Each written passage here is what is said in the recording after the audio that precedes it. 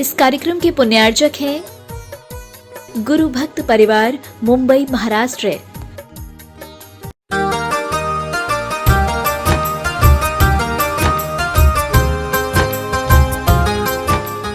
जैनम जयतु शासनम विश्व कल्याणकारकम। उपस्थित धर्म स्नेही सत श्रद्धालु, भव्यवर पुंडरीक पुण्यात्मा महानुभाव, सम्यक दर्शन धर्म का प्राण है और सम्यक्त्व का प्राण कहो या सम्यक्त्व की प्राण वायु कहो या सम्यक्त्व की चेतना कहो, वह है सम्यक्त्व का एक अनुपम अंग वात्सल्य। इसे प्रतीकात्मक रूप में देखा जाए तो वात्सल्य को हृदय की उपमा दी जाती है। जो स्थान शरीर में हृदय का है वही स्थान सम्यक्त्व के 8 अंगों में वात्सल्य अंग का है। हृदय गति रुक जाए तो व्यक्ति जी नहीं सकता। एक पैर यदि डैमेज है तब भी जी सकता है, दूसरा डैमेज है तब भी जी सकता है। एक हाथ यदि घायल है या फ्रैक्चर हो गया तब भी जी सकता है, दूसरा हाथ भी घायल है तब भी जी सकता है। कमर की हड्डी में यदि कहीं क्रैक हो जाए तब भी जी सकता है। रीढ़ की हड्डी में कोई फ्रैक्चर आदि हो तब भी जी सकता है। और यहाँ तक सुना गया है कि ये एक अंग ऊपर का सिर ये भी घायल हो जाए व्यक्ति तब भी जी सकता है, किंतु हृदय गति रुक गई तो व्यक्ति एक क्षण भी जी नहीं सकता। इससे सिद्ध होता है कि वात्सल्य अंग सम्यक दर्शन का प्राण स्वरूप अंग है। जिस सम्यक दृष्टि के जीवन में वात्सल्य नहीं वह यथार्थ में धर्मात्मा नहीं। वात्सल्य धर्म को धर्मात्मा से, धर्मात्मा को धर्मात्मा से जोड़ करके रखता है। जैसे कोई व्यक्ति भवन बनाता है तो सीमेंट 2 ईंटों को, पत्थरों को जोड़ करके रखता है। जैसे कोई जौहरी रत्नों के आभूषण बनाता है तो स्वर्ण को पिघला करके उसमें रत्न को लगाता है तो पिघले हुए स्वर्ण में रत्न जड़ जाता है, वह निकलता नहीं। जैसे कोई कुशल गृहिणी चाशनी में पका करके कोई लड्डू आदि बनाती है, चाहे जो लड्डू बनाए चाशनी में, आप लोग समझते होंगे, चाहे झार के लड्डू, रसगुल्ला के लड्डू या और कोई लड्डू, उसमें चाशनी में बना करके तो चाशनी से वो चिपक जाते हैं। चाशनी न हो तो बिखर जाएगा। ऐसे ही धर्म के क्षेत्र में जिसने भी पहला कदम बढ़ाया उसके जीवन की अनिवार्य शर्त ये होना चाहिए कि उसके चित्त में धर्म के प्रति और धर्मात्मा के प्रति निस्सीम, निस्वार्थ, छल कपट मायाचारी से रहित निर्मल स्नेह हो। वह धर्म के क्षेत्र में आगे बढ़ सकता है। जन्मजात क्रूर परिणामी सिंह भी मुनिराज की कृपा दृष्टि प्राप्त करता है। संबोधन प्राप्त करता है, भगवान महावीर स्वामी होने में समर्थ हो जाता है। सिंह भरत चक्रवर्ती बन जाता है। आचार्य महाराज एक बात और कहते थे, जो जैनी है नाम का वो भी अपने काम का, इसलिए नाम का जैनी भी है तो आज नहीं तो कल वह जैन धर्म की रक्षा करने वाला हो सकता है। सप्त व्यसनी अंजन चोर अपनी पापों को छोड़ करके मुनि बन करके मोक्षगामी हो गया। जीवन में ऐसे भी व्यक्ति देखे जाते हैं जो अतीत में पाप से में सने हुए थे, कोई वर्तमान में पाप में सने हुए हो सकते हैं, कोई भविष्य में भी पाप से लिप्त हो सकते हैं। कौन सा जीव कब पाप को छोड़ करके पुण्य का आलम्बन लेकर के अपनी आत्मा को परमात्मा बना ले, कुछ नहीं कहा जा सकता।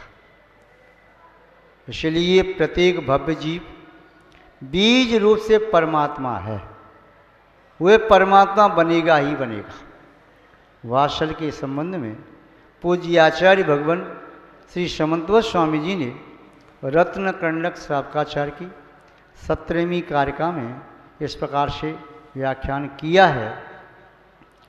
स्वयुत्थ्यान प्रति सद्भाव सनाथा पैत कैतवा प्रतिपत्तिर यथा योग्यम वात्सल्यमविलप्यते।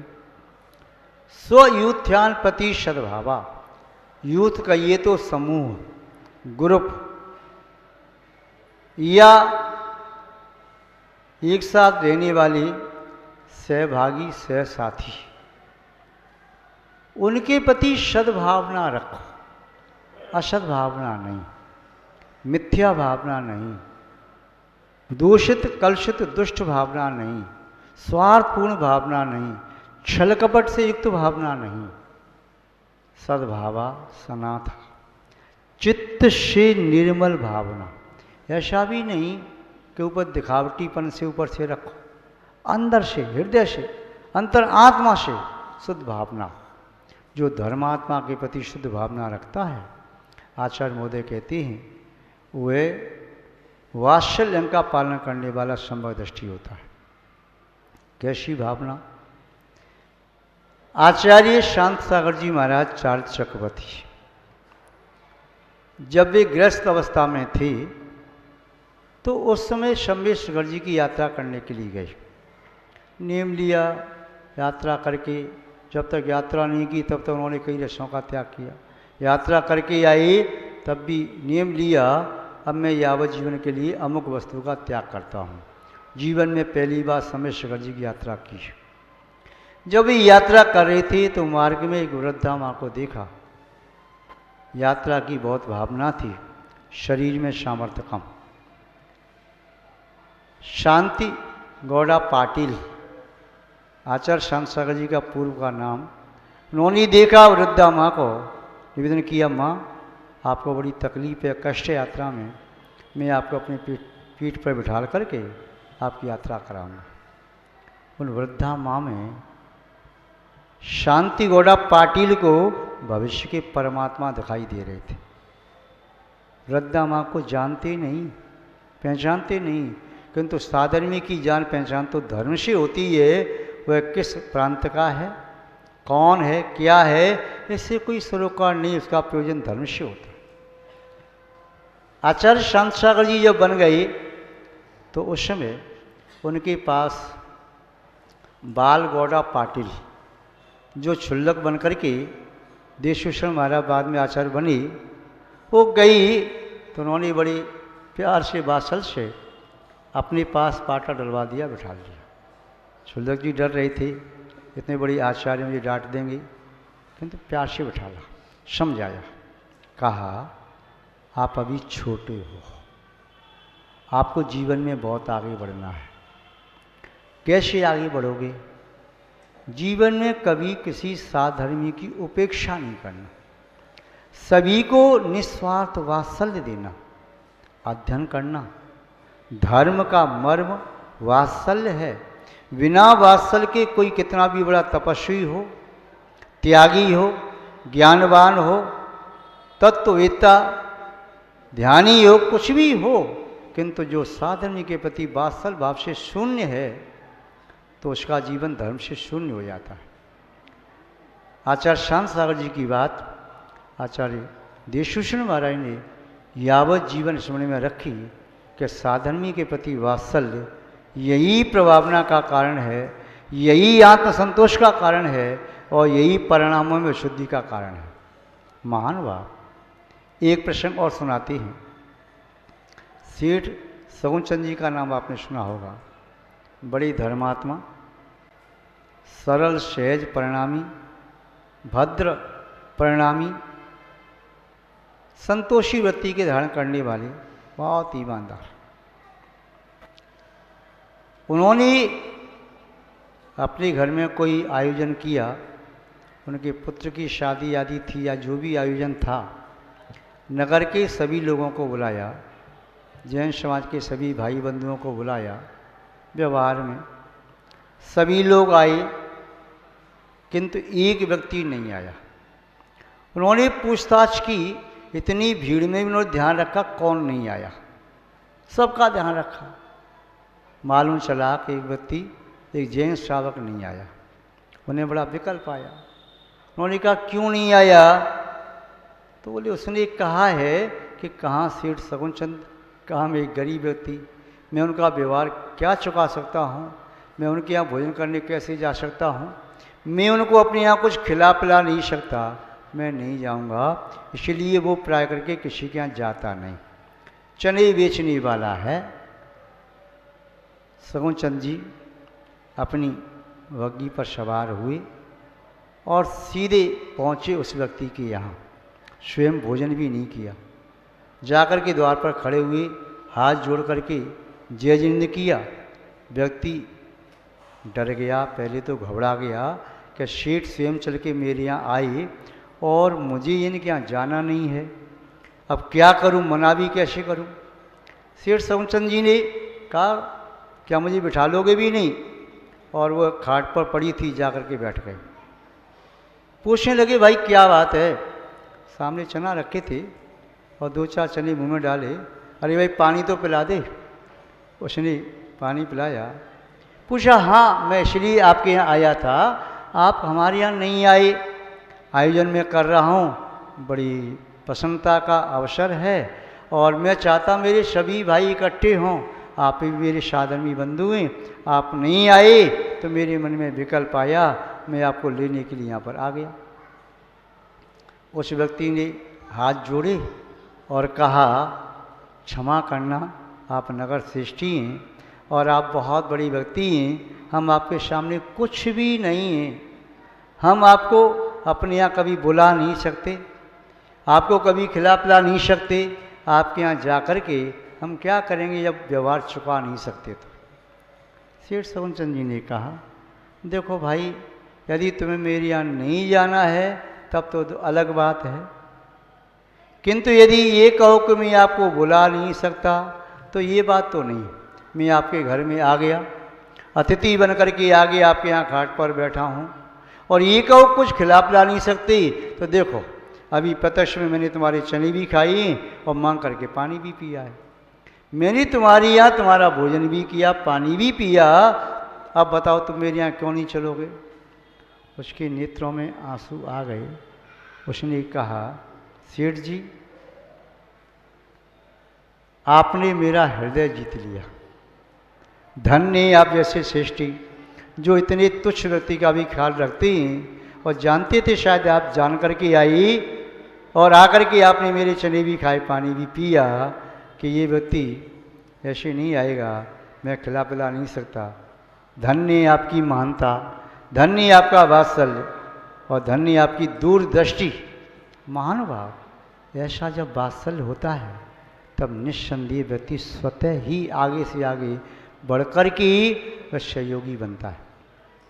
एक प्रसंग और, महाराष्ट्र में, नाम तो याद नहीं, एक दादाजी थे सप्तम प्रतिमाधारी, परिवार पूरा धर्मात्मा था, संस्कारवान था, किंतु पोता को संगति में पड़ गया और उसने किसी नीच जाति की लड़की के साथ प्रेम पहले बढ़ा तो शादी कर ली। उसको शादी के पहले बहुत समझाया, किंतु वो नहीं माना। मैं मर जाऊंगा, उसके बिना नहीं रह सकता। घर वाले जब थक गए, अड़ोस पड़ोस थक गई, उन्होंने कहा छोड़ जा, शादी करके इस घर में नहीं आ सकता, हमारे घर से निकल, वहीं उसके पास जाकर के रहे। वो चला गया, शादी कर ली और वहीं जाकर के रहने लगा। घर में कोई आयोजन हुआ, शादी विवाह हुआ, घर के सभी लोग आए। वह बड़ा पोता था, नहीं आया, आता भी कैसे, किसी ने बुलाया भी नहीं। पूछा किसी ने तो बोले मैं अब जा नहीं सकता, अब ये मुझे बुला नहीं सकते, मैं तो उनकी दृष्टि में अत्यंत नीच हूँ, क्षुद्र हूँ, महापापी हूँ, अब तो उनसे मेरा संबंध भी नहीं रहा। दादाजी देख रहे थे कि मेरे जीते जी यदि कोई भूला व्यक्ति अपनी राह पर आ जाए तो बहुत अच्छा है, क्या करूं, कैसे करूं। अपने बेटे से कहा कि पोते को बुला लो, किंतु वह बेटा नहीं गया। सबसे कहा, सबने मना कर दिया। दादाजी ने कहा ठीक है, आप नहीं जाते हो तो मैं बुलाने जाता हूँ। बोले दादाजी आप सप्तम पद्माधारी हो, आप भी नहीं जाओगे। बेटा मैं तुम्हारी आज्ञा में नहीं, मैं जाऊँगा। तुझे मुझको भी घर से अलग करना हो तो कर देना, मैं बुलाने जाऊँगा। जब सप्तम पद्माधारी वृद्ध दादाजी जो मृत्यु के समीप थे, वे जब वहाँ पहुँचे, पोते ने देखा दादाजी स्वयं आई हैं, जिन्होंने बचपन से कभी रात्रि में भोजन नहीं किया, जमीकंद नहीं खाया, पूजा पाठ करते रहे, व्रती जीवन कितने सालों से जी रही हैं, स्वयं चल करके आई हैं। बेटा दौड़ करके आया, दादाजी के पैरों में गिर गया, पैर पकड़ के रोने लगा। दादाजी मैं तो महापापी हूँ, शायद मैं अपना इतना अधिकार नहीं समझता, इतनी पात्रता नहीं समझता कि आपके चरण भी स्पर्श करो, किंतु आपका वात्सल्य, आप यहाँ तक आ गए। क्या फर्क पड़ता था, एक पोता यदि नहीं पहुँचता तो। और इतनी वर्षों से मैं उस देरी तक नहीं गया, पिताजी ने, माँ ने, सबने छोड़ दिया, सबने बुला दिया और आप यहाँ तक आए। दादाजी ने कहा पुत्र, सुबह का भूला हुआ शाम को घर लौट के आ जाए, भूला नहीं कहलाता। अभी भी कुछ नहीं बिगड़ा, मैं संसार से विदा लूँ उसके पहले चाहता हूँ कि तुम सही मार्ग पर आ जाओ। अब क्या सही मार्ग पर आ सकता हूँ, कोई बात नहीं, अपनी अपनी मर्यादा के अनुसार धर्म का पालन करो, जैन धर्म को छोड़ो मत। वात्सल्य वह चीज़ है जिसके माध्यम से धर्मात्मा को धर्मात्मा से जोड़ा जा सकता है। आचार्य समन्तो स्वामी कह रहे, स्वयुत्थान प्रति, अपने समूह के प्रति जो कोई भी सद्भावना रखता है, शुद्ध हृदय से छलकपट मयाचार्य से रहित, प्रतिपत्तिर यथा योग्यम, यथा योग्य उनके प्रति आदर सत्कार का भाव रखता है, वात्सल्य मविलप्यते, वही वास्तव में वात्सल्य अंग कहा जाता है। ऐसा आचार्य भगवान समन्तवत स्वामी का मंतव्य है। ये हमने समझा, शेष वार्ता बाद में करें, अभी बस इतना ही पर्याप्त है। जय बोलिए श्री शांतनाथ भगवान की, परम पूज्य आचार्य गुरुदेव श्री विद्यानंद जी महाराज की, अहिंसामय विश्व धर्म की।